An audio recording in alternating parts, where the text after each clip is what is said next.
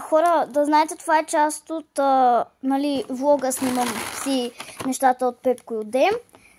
Сега ще ги отворим. Стигнахме до този комплект за скициране.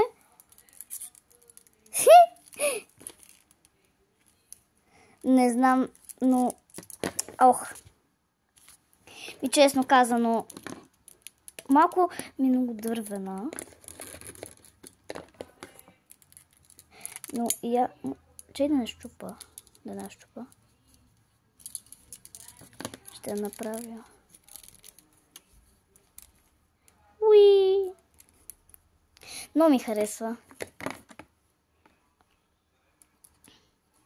И ето това е... извинете за светлината, много е странна.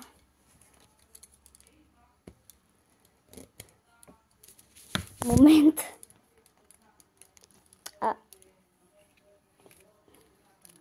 Ако успея да го сложа някога, ще бъде супер.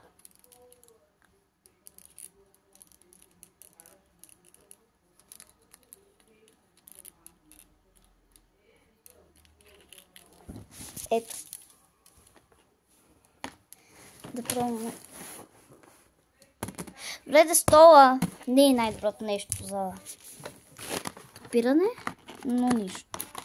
Направо го изсипваме така, защото не мога да го отворя по абсолютно никакъв начин и пак не става. Добре, явно ще се мъчим, обаче не мога да разбера това за какво ми. Ще рече да е нещо, което го разбирам, ама не.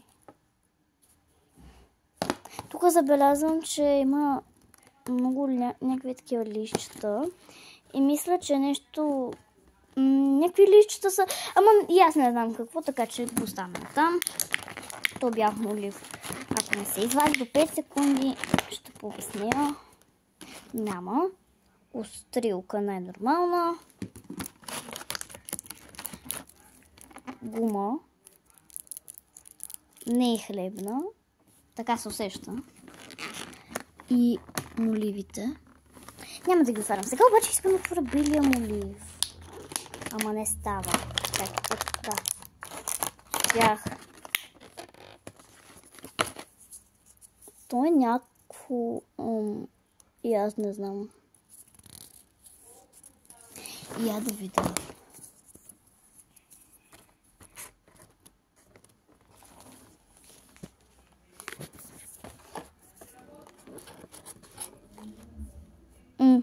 На другата страна. Чакай. Не.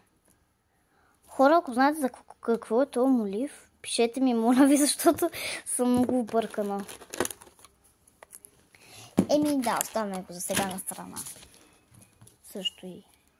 Това ще го направя на някаква полза, обаче може би... Така, хора, ще прекратиме за малко, за да мога да си обърна камерата. Направих много голяма грешка, като я обърнах. Добре, айде, връщам се след малко.